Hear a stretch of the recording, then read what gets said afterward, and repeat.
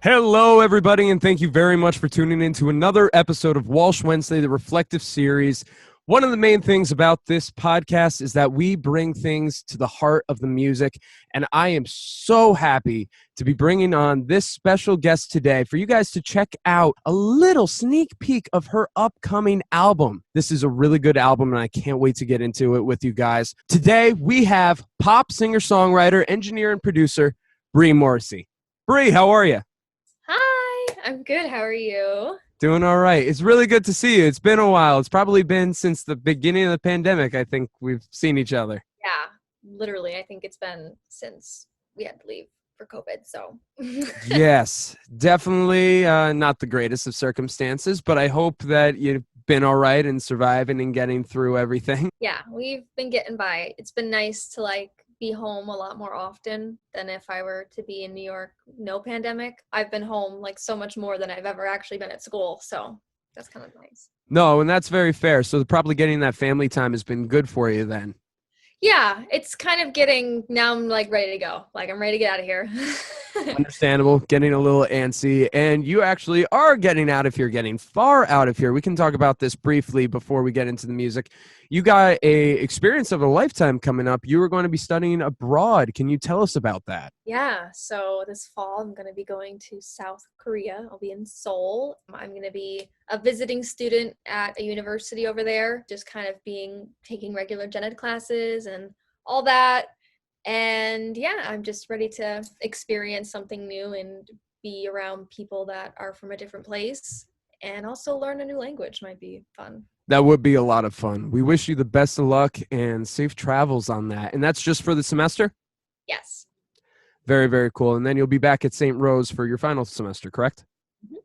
Very, very cool. I hope that goes very well for you. Thank you. Me too. Yes. Here, let's talk about the first song that you're going to be playing us today. Can you tell us about Off of My Mind? Off My Mind. Off My Mind. There we go. Off My Mind is very much a song about this, learning to love yourself. You're kind of reflecting on the past. It's very reflective on how one used to be and how you are now, and how it's I realized that I always let other people invade my mind, and I would put other people before myself. And when I wrote that song, I was there was this person I was kind of talking to, and I was I don't want this person on my mind. I want me, only me on my mind. I found this sample on Splice, and I actually did a good portion of production on this, which I was really proud of. I got pretty much the skeleton and the bare bones and all that, and then Jorm just added his, pieces, but it's Jorm's favorite song. Yeah, I was just I was in my room and I was can't get me off my mind, yeah, you can try. It just kind of came out of me, and so yeah, it's just a song about you being the main focus of your life. You're the main character. I think that's definitely a great mantra to have, especially one that a lot of people, I think, had a chance to learn with the pandemic, to be able to sit with themselves and to be able to refocus on themselves, kind of like how you felt that you were able to focus on yourself with this. And this is a great testament to that. So for all of you guys to enjoy and listen to now, this is Off My Mind by Bre Morrissey.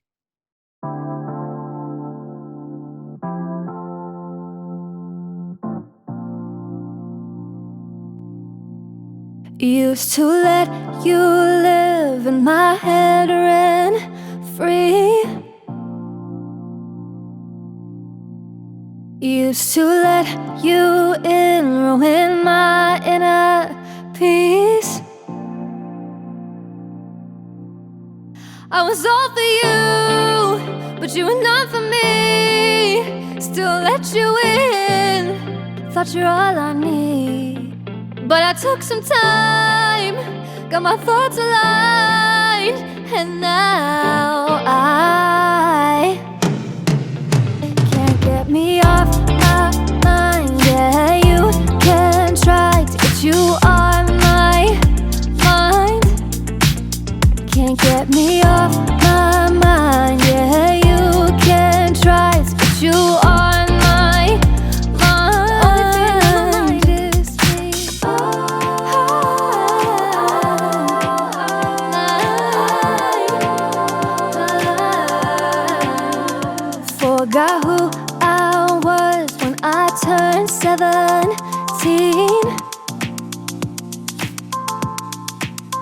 but learned to love myself when I turned 20. I don't hold myself to a high degree, just wanna be me.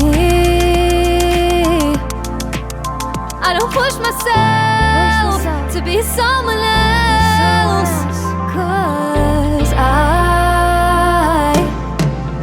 can't get me off my mind. Yeah, you can try to get you on my mind.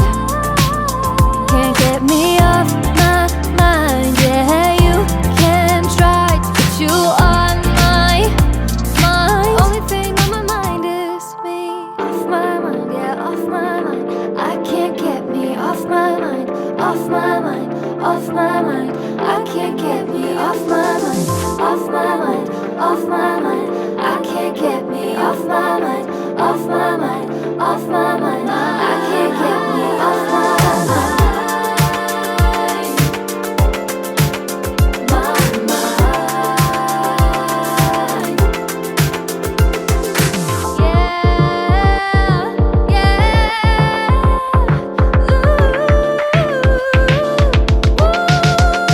Can't get me off my mind. Yeah, you can try to get you on my mind.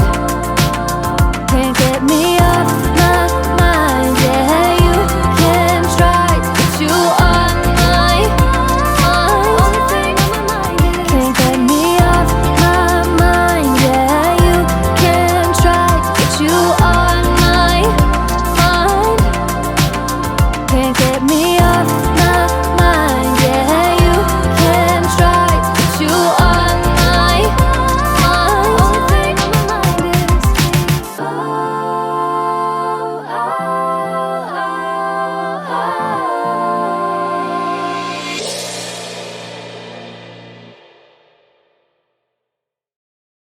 Obviously, pop singer, songwriter, engineer, and producer. You have an album coming out while you've been gone. We're really excited about that. But let's rewind a little bit. What inspired little Bre Morrissey to be a musician? What got you on this path? I don't know. I feel like my whole life, from when I was like little, I was always very much kind of like the center of attention, like because I was the only girl in my family. I have 3 brothers, so I was always like a diva. Like I would have like a feather like neck Another thing. boa? Yeah, like a boa, and like I dress up and like be really extra. I don't know what necessarily happened with music, because none of my family is like no one's a musician. No one like, you know, I don't know where it comes from. My parents don't know anything about music. My mom's a roofer, my dad's a plumber. So, but I just like, I grew up being an Irish dancer, so I was very like accustomed to being on stage and performing. And then in elementary school, I did like choir and I really liked it. And then I got to middle school and I was really into like theater and singing. And then high school, I feel, is where everything really hit for me to be like, oh, this is what I want to do. Like I want to sing and I want to perform for the rest of my life. That's awesome. And then how did you come across St. Rose as the place to go to study music? Well, it's actually kind of weird. The night because I wasn't going to go to college at all in high school. Like my senior year was really hard and I had a lot of things going on, like with like my friends and all this stuff. So I was looking, or was it? Oh, I was taking a class. That's what I forgot. I was taking a class at school and it was a music tech class with our band teacher, and it was learning how to use GarageBand. And so I like started doing like production work or whatever, started writing songs, and I had a lot of like things going on with friends, and I was, you know, writing about those things. And I never had written a song before, but I just started kind of writing, and I started singing and got like a little cheap piano and started like just coming up with stuff. And then after that class, like I was like, oh, I want to do this, like something with production engineering. I didn't really know what all of it entailed.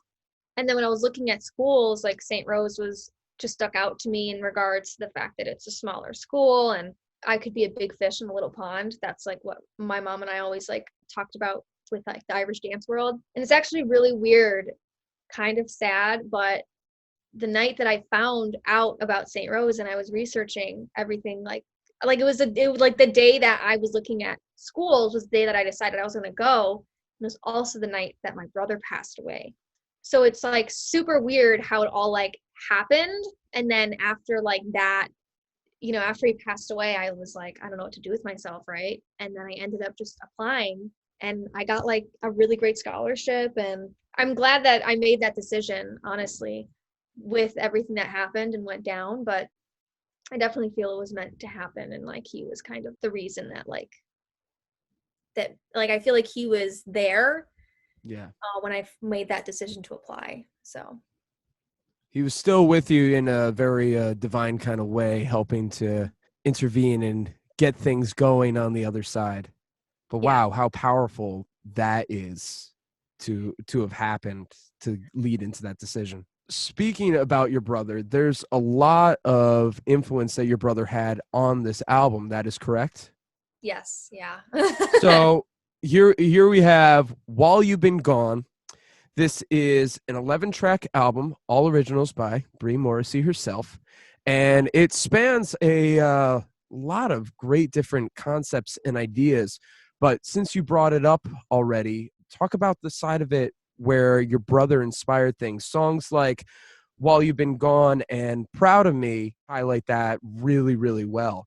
And I've had a chance to listen to this album in full already, and it's a beautiful testament to him. It's absolutely gorgeous. Thank you. But yeah, I wrote Proud of Me before I wrote While You've Been Gone.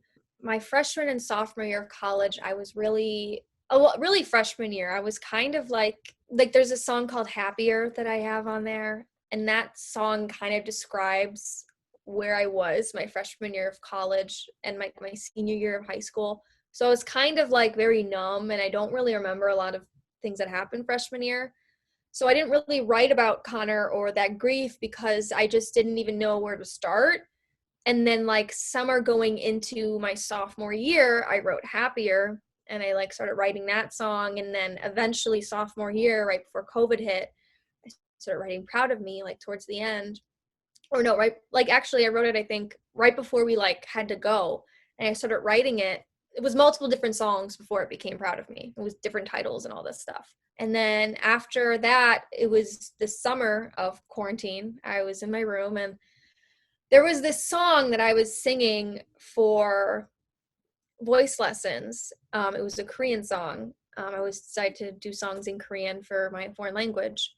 And it was this song. It was by this artist named Kim Taeyoung, also known as V from BTS. And he wrote this song, and I had to do like all the translations so then I could find out like what I'm singing about. And one of the lyrics, like it doesn't translate exactly because his way of writing in Korean, it's almost so Korean that it's so hard to translate exactly what it means. But there was this one thing where he's talking about photographs. Like he loves taking photos, and how he's taking photos of people, and it's like keeping their memory warm and keeping them there. And I just like, it struck something inside of me, which then inspired the idea of like keeping someone's seat warm while they've been gone. So it inspired that. And I will 100% admit that like a lot of my musically is inspired by certain BTS songs that I've heard their chords or their key that they're in, and I'll hear that chord, or I'll hear that like the chord progression in the key, and I'm like, oh my God, like I need a song that feels the way that feels and makes me feel. And so that's when I was writing While You've Been Gone. I took chords from this other song that they had written, and I changed the key to make it better for me. And then I just kind of went from there. And for the first time, I was able to like write about what I was really feeling. So everything that is in that song lyrically is everything that I had been thinking for like 2 years, but I was never able to fully express it. And like I wrote it within a few days. I sent it to my producer, like Pink Nois over Joram. I sent it to him, and I was like, so I wrote something, and he's like, he's like, this is amazing. Like, you know, we need to produce this ASAP. You know, it's so beautiful. It's very much a song that I wanted it to feel like a hug to someone that's lost someone. And it doesn't have to be like a physical loss. Like they're not like, it doesn't have to be literal death. It could be just someone that you've grown apart from, and you're not really in the same place, but at some point, hopefully we'll meet again and, we'll catch up where we left off. No, that's absolutely gorgeous. And listening to it, I think While You've Been Gone is a great way to open up this album. And I like how you bookended this album beginning and end with songs thinking of your brother. Your brother's name Conor, correct? Mm-hmm. Yeah. Yeah, funny enough. But that's really cool. And I like how you did that. What was the spark that was like, I'm writing this album? Was it concepts and thinking about Conor and those feelings? Was it you've just written a lot of songs and just want to bring them together? What was the moment, that thought process of, yes, I'm making this album? The moment I wrote While You've Been Gone, I knew that was going to be the name of the album. I was like, this is the name of my album. And I knew that right away Proud of Me was going to be the last song on the album because I wanted to be a full circle moment where it's like, While You've Been Gone is kind of, I think of tracks 1 and track 11. I think of those two as intros and outros. So like While You've Been Perfectly Gone. done. Yes. Thank you. And even it's actually kind of funny if you listen really closely to the strings at the end of Proud of Me, it's the same thing as the beginning of While You've Been Gone. But I wanted to be a cool motif in regards to the fact that this album is a letter to him. It's everything I've been through since he's been gone and where I am now. And I want him to know that like I'm okay now and I've gotten through the worst of it. And I hope that you're proud of the things that I have done and maybe even the mistakes that I've made, and that you still love me and care, like whatever. It's, that kind of vibe, I guess. Oh, always. I can imagine just shining and smiling right on down, and probably very proud of the album and the work that you put in. Very, very cool. So with this album and talking about the places you've been and where you've gone as a person in that time period, can you tell us about some of the other concepts that you are writing about and singing about on this album? Yeah, so the song Bad Luck with 3 is a reference to a friend group I used to have in high school. It was 3 of us. And one of the things, I actually wrote this song, Options, Off My Mind, Better This Way, were all written in the span of a month. Oh, cool. Literally like a month or two, because Joram came in March for a week and a half, and we did like four songs. We started production, and then he was here for a whole month and a week. That's when we like finished the rest of the album. But while he was gone, like back in Atlanta, I wrote 4 songs because the whole thing is it's right after he passed away, right? So senior year, Happier kind of starts there. And then Bad Luck with 3, that song, like I said, it's about a group of 3 friends. And one of the things that my mom always told me when I was younger is never have a sleepover with an uneven number. Never have a friend group with an uneven number, because in the end, someone's going to get hurt and someone's going to get excluded. I didn't listen, and I should have, because I got excluded.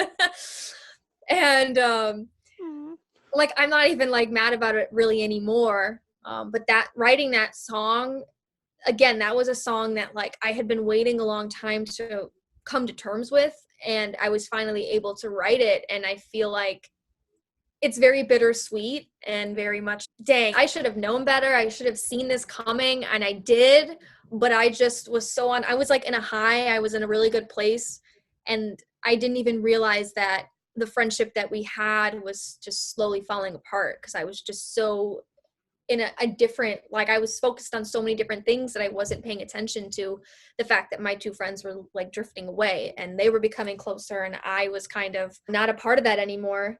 And a part of me still, like to this day, is like, I really still miss that. And I don't feel like they do. I don't think they care anymore, which is fine. But that's something that I had to come to terms with when I like wrote that song.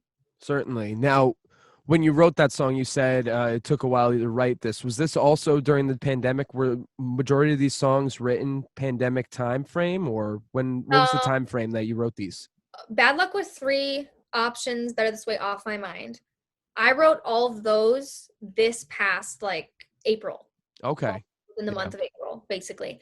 And then last summer I wrote Settle. Well, I wrote like the chorus, and then Joram and I finished writing it. Like a lot of the songs that weren't written necessarily like a few months ago, but last summer, they were like they were kind of put on a shelf until me and him could actually get together and write it and, be more specific on things. So once he finally got here, like when he came here the second time, we really hammered out the lyrics for Settle and melodies and stuff. But we had it pretty much like figured out what we knew we want the sound to be. I'm like, I wanted to be like The Weeknd, like this very like dark, cool, like vibey song.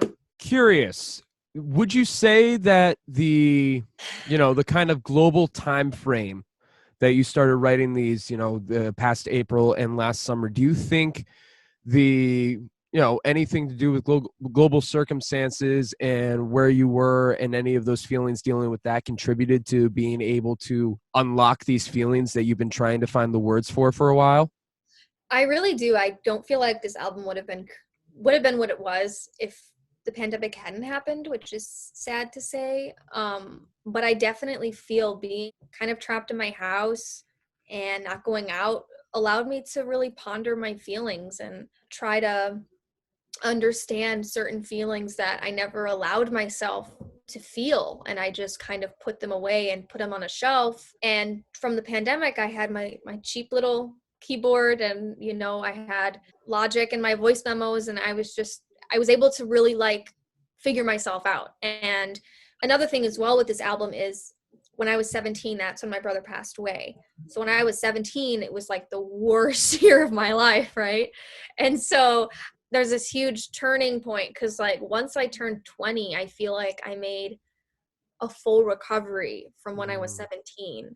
17 was like the hardest year. I don't know what it is, but 17 sucks. It's horrible. It's not a great time. But 20 was like when I was finally able to like find myself again after being so lost and learning to love myself. That's like one of the other things, like Off My Mind talks about that topic. And I believe Bad Luck with Three mentions me being 17. Yeah, I remember hearing those references in there, and I figured it would be all linked together in our conversation. We find it all out. That's really impressive. I'm glad that, despite such a hard and negative time in just history in general, you were still able to make some kind of good out of it, and you were able to use it as a catharsis. And I got to give you a lot of credit to that. And it sounds so good in the way that you're able to write it, the lyrics, and your voice in it too displays so much passion. And you can tell that you prepped, you made this the best that it could be, and it sounded really good. I'm glad that this could come out of that time period. That's awesome. Thank you. Yeah, no, I'm glad it did too. I definitely feel a lot of chapters have closed, and I have closure for some.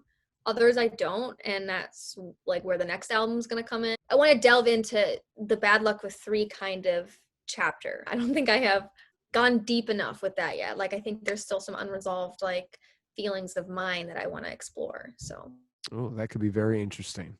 Mm-hmm. But for now, everybody has this to check out, and they're going to have a fun time with this. All right, Bre, could we talk about the next song that we're going to be showing us today?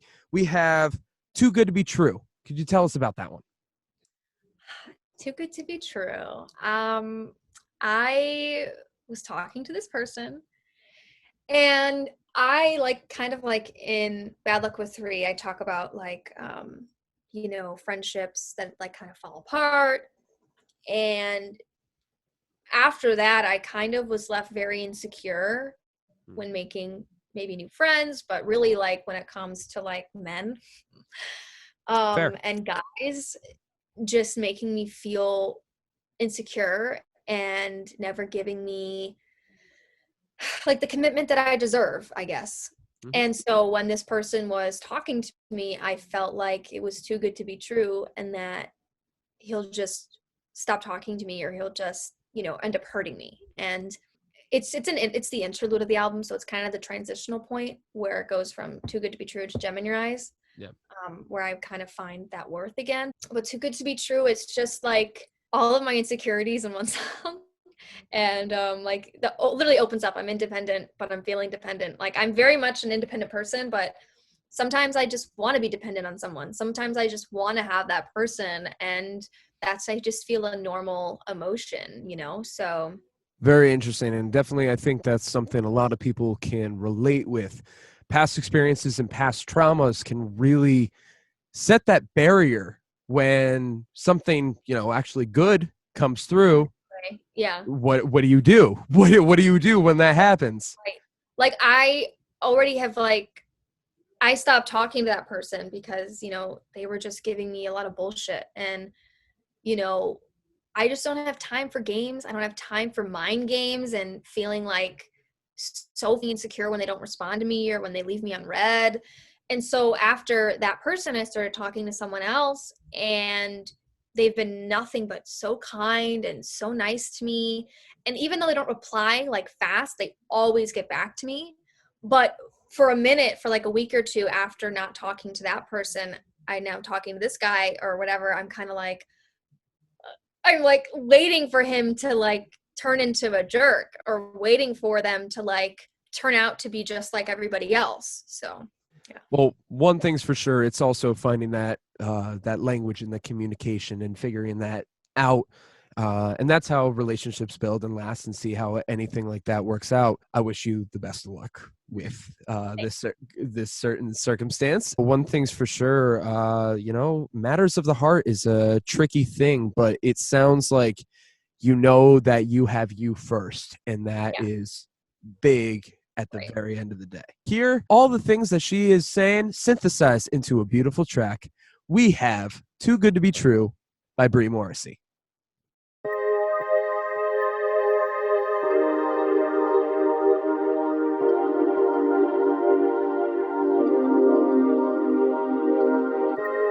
I'm independent, but I'm feeling dependent. When you give me attention, want your validation. It's all just a daydream that I created, and I'm just waiting for it to end. Why do I do this every time? Why can't I get you off my mind? I hate feeling insecure, and to be reassured that you won't leave me like everyone leaves me. And there's no way that you would feel some too, 'cause it all just sounds too good to be true. I'm getting lost in my head, don't know where to begin. No one's ever made me feel like this. No. Why do I do this every time? Why can't I get you off my mind? I hate feeling insecure, and to be reassured that you won't leave me like everyone leaves me. And there's no way that you would feel some too, 'cause it all just sounds too good to be true. World pulls a rug from under my feet, and there's nobody to catch me, so I'm just falling and falling and falling until my body hits something. World pulls a rug from under my feet, and there's nobody to catch me, so I'm just falling and falling and falling until my body hits something.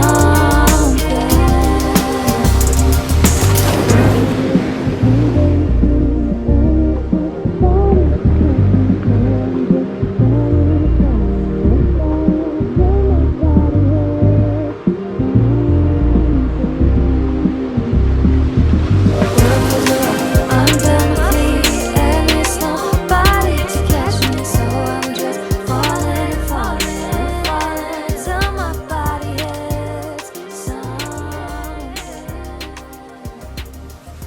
World pulls a rug from under my feet, and there's nobody. He's been name dropped a couple times already, but you have worked with Joram Motley, aka Pink Nois, singer, songwriter, producer in his own right. And fun fact, the very first musical guest of Walsh Wednesday ever. Him and I were neighbors freshman year, and we did a lot of shows together, and it's really cool to see where he's gone. And it's awesome that you had a chance to work with him on this. Can you tell us about that experience and how that was like working with Joram? Joram is literally my best friend. I've had a lot of moments where I'm like, God damn it, I wish I didn't go to St. Rose. But I'm glad I did, because I met him, and I met Alma as well. She's my manager. But like, Joram, I don't know what I would have done without him for this album. He's so brilliant at capturing emotions through, like, he's able to capture like my stupid, horrible voice memo and turn it into this beautiful production or this really badass production. And he's really able to amplify what I'm saying in a musical way. And the moment I met him freshman year, I was like, me and him both said, like, we talked about this, like, when he was here back in May and June, he was like, I knew the moment I met you that you were going to be my life. And I don't know how, but I knew that you were going to be in my life. And I'm like, it's so crazy because I feel the same way. But working with him was amazing. He literally lived at my house for a month and a half. He lived in my brother's room, well, my other brother's room, across the hall from me. So we would like chill out in here. We made the album in this bedroom. I recorded a lot of the process, so a lot of it's like recorded, like making the songs or making the production of them. So that'll be out at some point, like the making of While You've Been Gone. But he's just so amazing. I don't know how else to put it, and I made sure when I started writing Settle last summer, I'm like, you're going to be featured on this and you don't get a say, like you're going to be featured. He's like, okay. So yeah. That's awesome to have that kind of dynamic with somebody, to be able to just sit down and be able to trust them with, not just a piece of art, but like essentially a piece of you, Right, and to right. be able to have somebody who can connect with that so well and to be able to translate that in a way that can help be more universal. You mentioned him, you mentioned your manager, Alma. Are there other people in particular that help bring this album to life? I mean, it was primarily just him and I. Bad Luck with Three, though, has some production work from this producer named Aber. It's one of Joram's friends. His is It's a Bear, I believe, Abare. He did some production work for Bad Luck with Three. He's really freaking talented, so amazing, so nice. But yeah, he just laid down some different sounds and synths and stuff. So he was awesome to work with. But that's it. It was just oh my God, I forgot. On Options, there's the guitar solos at the end. That's Pat that went to St. Rose. Pat Flores? Yes, Patrick Pat Flores of Bad Mothers wasn't on an episode of Walsh Wednesday, but was on an episode of St. Rose Rocks. Check that out sometime. Yeah, he did the guitar at the end. So, but that's it. Just me, Joram, and then a few like people here and there. But yeah. No, that's really impressive. You guys were able to put together something really cohesive and really strong. I think a lot of people will really, really enjoy the sounds of all of this.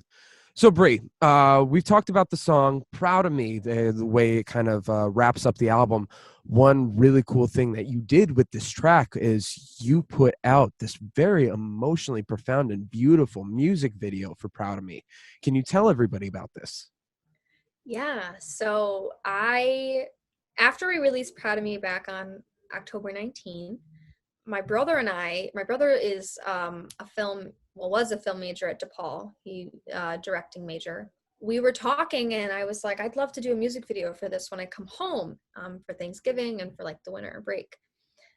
And he was like, yeah, like we could do it and stuff. So it's very homegrown, the music video. It's very like, it's literally shot in my house, like the house that I was raised in, last house that, Conor lived in. So it's very emotional in that regard because it's so personal. I'm literally bringing you into my house and my heart. But when we were doing the shot list and figuring out visuals and what we wanted the video to visually say, I remember coming up with the idea of like projectors and having like home videos projected onto the walls. In the song, there's a clip from one of our home videos from when I was just born. And it's my mom recording us and me and my brother Ronan are on my dad's lap and my brother Conor is like running around and being goofy. And my mom, she starts talking about how she has two brothers that are going to look over her. And, it's just very like, it fits so perfectly with the song. Obviously, at the time, my brother Nolan was not born yet, so I really have three brothers looking over me. But at the time, he was not alive, so he didn't exist. Of course. But yeah, it kind of just came together with my brother Ronan. Ronan and I did it. We wrote it basically, and he directed it. and we had like 3 people at the house. And it was made by students as well. So there was pretty virtually no budget for it. We all did it. Like, I think we paid like $100 for the gimbal for the camera, and we just used a regular DSLR. So yeah, I'm really proud of how it turned out. And I was really shocked by the amount of people that watched it so fast. Like I think it got like 300 views in under a week or something, which was insane to me because Feels good, right? Yeah, I was like, wow, like I was so nervous putting it out because I'm like, oh, is it like not good enough? Is it not good quality? Could it be better? But people loved it and they really felt something when they watched it, which is like all I would ever want is people to feel something from what I'm making. So that was the most important thing for sure. Truly. No, I remember when I watched it, I could feel the love and warmth that you guys were projecting into it. And that's really awesome to hear that it was a family project. It was all in the family, and that's really cool. And I figured it was probably your house as well, but that just the way hearing you describe it right now just sounds and feels so welcoming, and just the whole thing very powerful. So thank you for putting that out and sharing that piece of you and your family with all of us.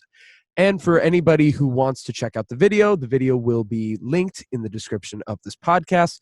Highly recommend checking that out. That's going to be you'll get plenty of feels when listening to it. I promise you. But it's very, very well done. So Bre, we have this music video, but do you have any other music videos lined up for the future? I do. I'm actually flying out to Atlanta the last week of July, right before I leave for Korea. Joram is living there with friends and some other producers and, other business people. I'll be doing a music video for Options and Off My Mind. Options was the most recent single. And I might as well just already say it because the album comes out tonight, but the last single of the album is going to be Off My Mind. So, yeah. Very, very cool. So, Bre, can you tell us about the last song that you're going to be showing us today, Settle? So, Settle, I started writing it last summer. I had like this random YouTube beat that I started writing it off of. And what inspired it was I have this friend who would always ask me like, why don't you have a boyfriend?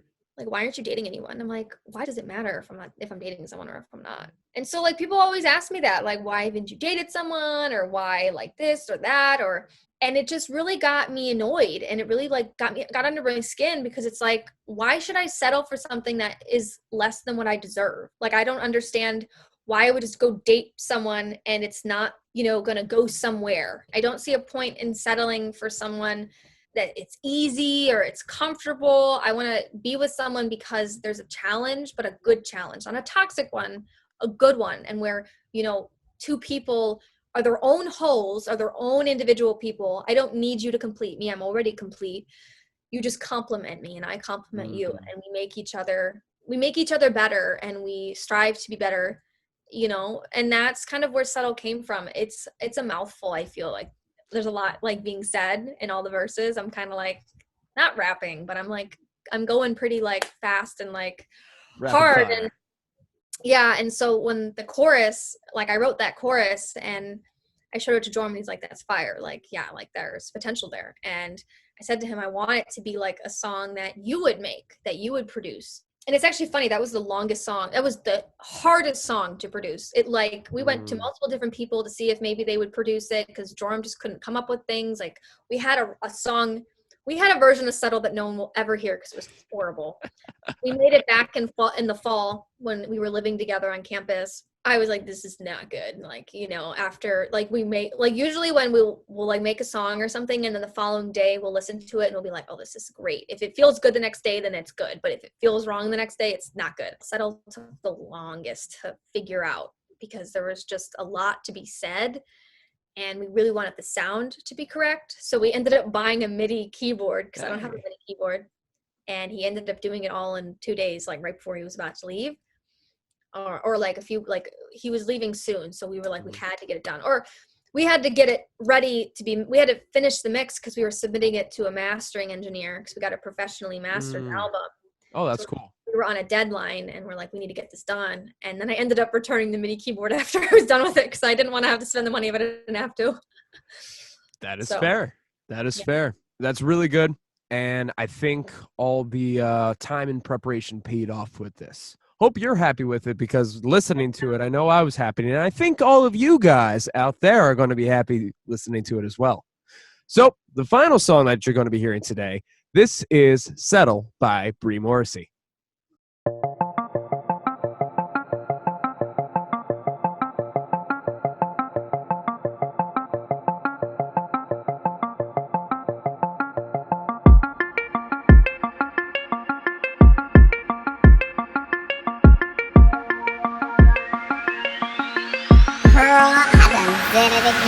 Why do we fill the void with all of these people who end up hurting us? Yeah, the love is lethal when we know that they don't see us as an equal.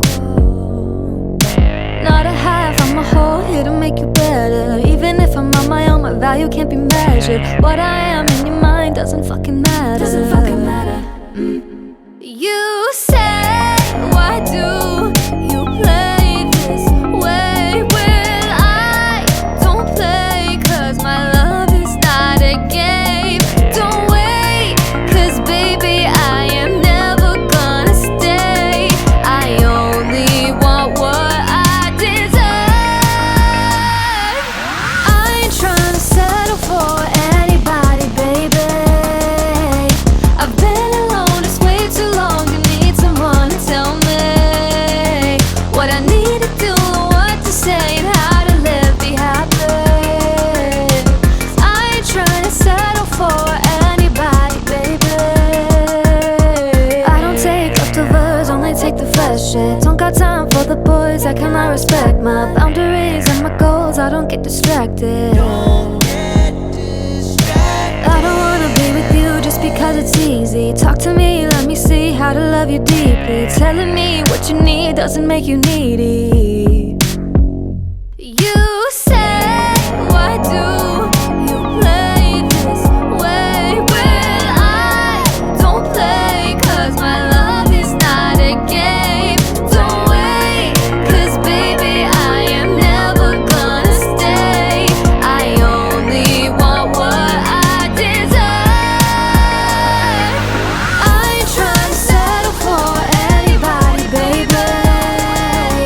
I've been alone just way too long to need someone to tell me what I need to do and what to say and how to live, be happy. I ain't trying to settle for anybody, baby. Been alone all my life, but I'm never by myself. I put doubt to the side, inhibitions on the shelf. Now I only stick with people that match energy or well. So when Bre tell you don't settle, she don't say that for her health. All these bad things on left, got a bad thing on my right. Got these good things ahead of me and got my past behind. Got the shorty in my dreams and she throwing that behind. I'll tell you about the story of how I just met her my time. Got a shorty from the A, yeah, you know how it be. Wanna come over and see. She was feeling for the D. Cross country, how she run over, now gas tank on E. Why she let the boy F? 'Cause she only fucking with cheese. That was only off the A shot, yeah, I get so effortlessly. Swear to God, you ain't settling if your ass settling for me. Squad looking like a Dell, yeah, you know we roll in the D. Never SCTTLE, that's on Bre. I ain't trying to settle for anybody, baby. I've been alone just way too long to need someone to tell me what I need to do and what to say and how to live, be happy. I ain't trying to settle for anybody, baby. I ain't trying to settle for anybody, baby. I've been alone just way too long to need someone to tell me what I need to do and what to say and how to live, be happy. I ain't trying to settle for anybody, baby.